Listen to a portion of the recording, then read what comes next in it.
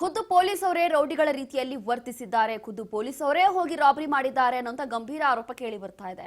ಹಾಗಾದ್ರೆ ಈ ಪುಡಿ ರೌಡಿಗಳಂತೆ ವರ್ತಿಸಿರುವಂತ ಪೊಲೀಸರು ನಿಜವಾಗ್ಲೂ ಕೂಡ 30 ಜನರ ಜೊತೆಗೆ ಮನೆಗೆ ನುಗ್ಗಿ ರಾಬರಿ ಮಾಡಿದ್ರ?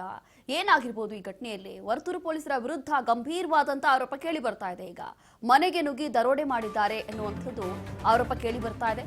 ಸಂತ್ರಸ್ತೆ ಈ ರೀತಿಯಾಗಿ ದೂರನ್ನ ಕೊಟ್ಟಿದ್ದಾರೆ. ಕಾರಣ ಇಲ್ಲಿ ಕೌಟುಂಬಿಕ ಕಲಹದಲ್ಲಿ ಪೊಲೀಸರೇ ರಾಬರಿ ಮಾಡ್ತಿದ್ರಾ ಅನ್ನುವಂಥದ್ದು.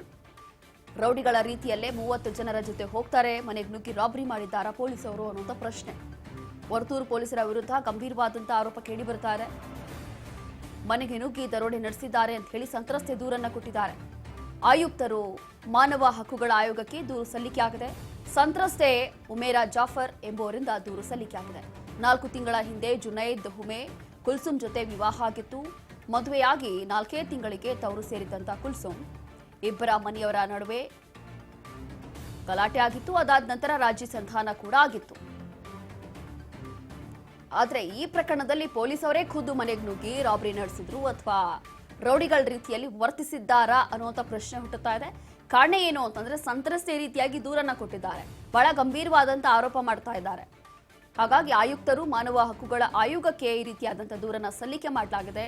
ನಿಜವಾಗ್ಲೂ ಇದು ಸತ್ಯನ ಸುಳ್ಳ ಅಂತ ಹೇಳಿ ತನಿಖೆ ಆಗುತ್ತೆ. ಕಾರಣ ಏನು ಅಂತಂದ್ರೆ ನಮಗೆ ರಕ್ಷಣೆ ಕೊಡಬೇಕಾಗಿರುವಂತ ಪೊಲೀಸ್ ಅವರು ಖುದ್ದು ರೌಡಿಗಳಾಗಿ ಬದಲಾಗ್ತಿದ್ದಾರಾ ಅಥವಾ ವರ್ತಿಸ್ತಾ ಇದ್ದಾರಾ ಅನ್ನುವಂಥ ಒಂದು ಶಂಕೆ ವ್ಯಕ್ತ ಆಗ್ತಾ ಇದೆ.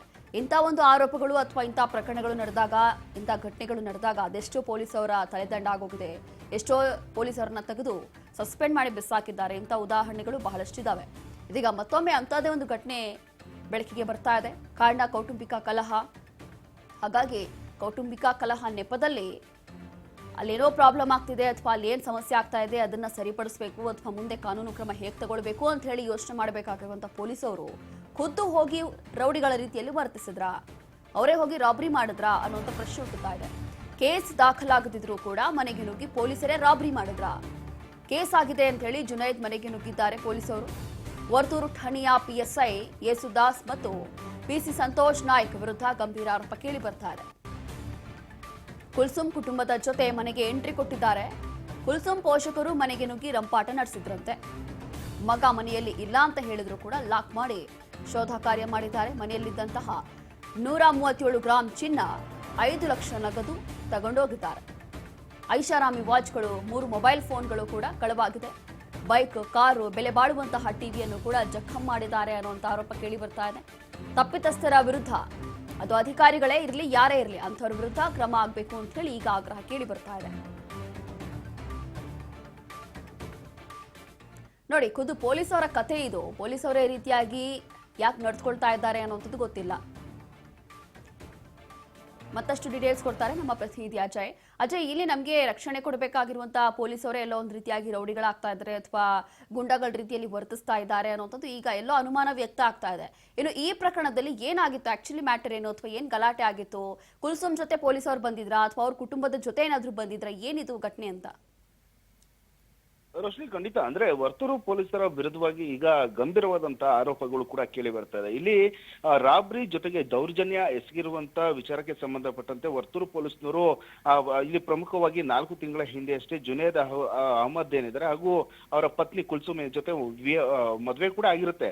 ಮದುವೆ ಆಗಿ 4 ತಿಂಗಳಿಗೆ ಒಂದು ಸಣ್ಣ ಪುಟ್ಟ ಅವರ ಕುಟುಂಬಸ್ಥರಲ್ಲಿ ಒಂದು ಗಲಾಟೆಗಳು ಕೂಡ ಆಗಿರುತ್ತೆ. ಆ ನಂತರವಾಗಿ ಯುವತಿ ಅಂದ್ರೆ ಪತ್ನಿ ಏನಿದ್ದಾಳೆ ಆಕೆ ತನ್ನ ತವರು ಮನೆಗೆ ಹೋಗಿರ್ತಾಳೆ. ಆದ್ರೆ ಇಬ್ರು ಮನೆಯವರು ಕೂಡ ಸಾಕಷ್ಟು ಬಾರಿ ಕೂರಿಸ್ಕೊಂಡು ರಾಜಿ ಸಂಧಾನವನ್ನ ಮಾಡಿರ್ತಾರೆ. ಆದ್ರೂ ಕೂಡ ಇಬ್ಬರ ಮಧ್ಯದಲ್ಲಿ ಹೊಂದಾಣಿಕೆ ಇರೋದಿಲ್ಲ. ಯಾವಾಗ ಈ ಒಂದು ವಿಚಾರ ಕೇಸ್ಗೆ ಅವ್ರು ಕೊಡಬೇಕು ಅಂತ ಹೇಳಿ ಪತ್ನಿಯ ಕಡೆಯವರು ಕೂಡ ಹೋಗಿ ಒಂದು ದೂರನ್ನ ದಾಖಲು ಮಾಡುವಂತ ಕೆಲಸವನ್ನು ಕೂಡ ಮಾಡ್ತಾ ಇರ್ತಾರೆ. ಆದ್ರೆ ಇದುವರೆಗೂ ಕೂಡ ಯಾವುದೇ ಕೇಸನ್ನ ಜುನೈದ್ ಅಂದ್ರೆ ಪತ್ನಿಯ ಕಡೆಯಿಂದ ಗಂಡ ಜುನೈದ್ಗೆ ಯಾವುದೇ ರೀತಿಯಾದಂತ ಕೇಸ್ ಕೂಡ ದಾಖಲಾಗಿಲ್ಲ. ಆದ್ರೆ ಕೇಸ್ ಆಗಿದೆ ಅಂತ ಹೇಳಿ ವರ್ತೂರು ಪೊಲೀಸರು ಒಂದು ಜುನೈದ್ ಮನೆಗೆ ಕಳೆದ ಹಲವು ದಿನಗಳಿಂದ ಒಂದು ಭೇಟಿಯನ್ನ ಕೊಟ್ಟಿರ್ತಾರೆ. ಜೊತೆಗೆ ವರ್ತೂರು ಠಾಣೆಯ PSI ಆಗಿರುವಂತಹ ಯೇಸುದಾಸ್ ಹಾಗೂ ಆ PC ಸಂತೋಷ್ ನಾಯ್ಕ್ ಏನಿದ್ದಾನೆ, ಇಬ್ರು ಕೂಡ ಒಂದು 30 ಜನರ ಪೊಲೀಸ್ ತಂಡ ನೇರವಾಗಿ ಅವ್ರ ಮನೆಗೆ ನುಗ್ಗಿ ಜೊತೆಗೆ ಒಂದು ಪೊಲೀಸರು ಹೋಗುವಂತ ಸಂದರ್ಭದಲ್ಲಿ ಕೂಡ ಈ ಪತ್ನಿ ಕುಲ್ಸುಮ್ ಏನಿದ್ರೆ ಆಕೆಯ ಒಂದು ಕುಟುಂಬಸ್ಥರು ಕೂಡ ಮನೆಗೆ ಎಂಟ್ರಿನ ಕೊಟ್ಟಿರ್ತಾರೆ. ಪೋಷಕರು ಮನೆಗೆ ಬಂದಂತ ಸಂದರ್ಭದಲ್ಲಿ ಪೊಲೀಸರ ಮುಂದೆಯೇ ಸಾಕಷ್ಟು ಗಲಾಟೆಯನ್ನ ಮಾಡಿರ್ತಾರೆ. ಮನೆಯಲ್ಲಿ ಮಗ ಇಲ್ಲ ಅಂತ ಹೇಳಿದ್ರು ಅವರ ಪೋಷಕರಿಗೆ ಒಂದು ಹಲ್ಲೆ ಮಾಡುವಂತದ್ದು, ಜೊತೆಗೆ ಮನೆಗೆ ನುಗ್ಗಿ ಮನೆಯಲ್ಲಿರುವಂತ ವಸ್ತುಗಳನ್ನ ಹುಡುಕಾಟ ಮಾಡುವಂತದ್ದು, ಜೊತೆಗೆ ಮನೆಯಲ್ಲಿ ಇದ್ದಂತ 137 ಗ್ರಾಮ್ನಷ್ಟು ಚಿನ್ನಾಭರಣ ಆಗಿರ್ಬೋದು, ಜೊತೆಗೆ ನಗದು ರೂಪದಲ್ಲಿ ಇದ್ದಂತ 5 ಲಕ್ಷ ಸೇರಿದಂತೆ ಅವು ಕಾಸ್ಟ್ಲಿ ಬಟ್ಟೆಗಳು ಸೇರಿದಂತೆ ಈ ಜುನೇದ್ಗೆ ಸೇರಿದಂತ ಐಷಾರಾಮಿ ಒಡವೆಗಳು, ಜೊತೆಗೆ ಒಂದು ಮನೆಯಲ್ಲಿ ಇದ್ದಂತ ಪೀಠೋಪಕರಣಗಳು, ಜೊತೆಗೆ ಐಫೋನ್ ಸೇರಿದಂತೆ 3 ಮೊಬೈಲ್ ನ ಕದ್ದು ಅಲ್ಲಿಂದ ನೇರವಾಗಿ ಹೋಗಿರ್ತಾರೆ ಅಂತ ಹೇಳಿ ನೇರವಾಗಿ ಆರೋಪವನ್ನ ಕೂಡ ಮಾಡ್ತಾ ಇದ್ದಾರೆ. ಜೊತೆಗೆ ಇಲ್ಲಿ PC ಸಂತೋಷ್ ನಾಯ್ಕ್ ಅಂತ ಒಬ್ಬ ಪೊಲೀಸ್ ಪೇದೆ ಏನಿದ್ದಾನೆ, ಆತ ಕೂಡ ಮನೆಯಲ್ಲಿ ಒಂದು ಕಿಚನ್ ನಲ್ಲಿ ಇಟ್ಟಿದಂತ 10,000 ರೂಪಾಯಿನೂ ಕೂಡ ಆ PC ಎತ್ಕೊಂಡು ಹೋಗಿದ್ದಾನೆ ಅಂತ ಹೇಳಿ ಸಾಕಷ್ಟು ಆರೋಪಗಳು ಕೂಡ ಮಾಡ್ಲಾಗ್ತಾ ಇದೆ. ಜೊತೆಗೆ ಈ ಜುನೇದ್ಗೆ ಸೇರಿದಂತ ಮನೆಯಲ್ಲಿ ಇದ್ದಂತ ಒಂದು ಬೈಕ್ಗಳಾಗಿರ್ಬೋದು, ಕಾರ್ಗಳಾಗಿರ್ಬೋದು, ಟಿವಿ, ಹೀಗೆ ಹಲವು ಕಾಸ್ಟ್ಲಿ ಐಟಮ್ಸ್ ಗಳನ್ನ ಡ್ಯಾಮೇಜ್ ಅನ್ನ ಮಾಡಿದಾರೆ ಅಂತ ಹೇಳಿ ಕೆಲವೊಂದಷ್ಟು CCTV ಕೂಡ ಈಗ ಸಾಕಷ್ಟು ವೈರಲ್ ಕೂಡ ಆಗ್ತಾ ಇದೆ.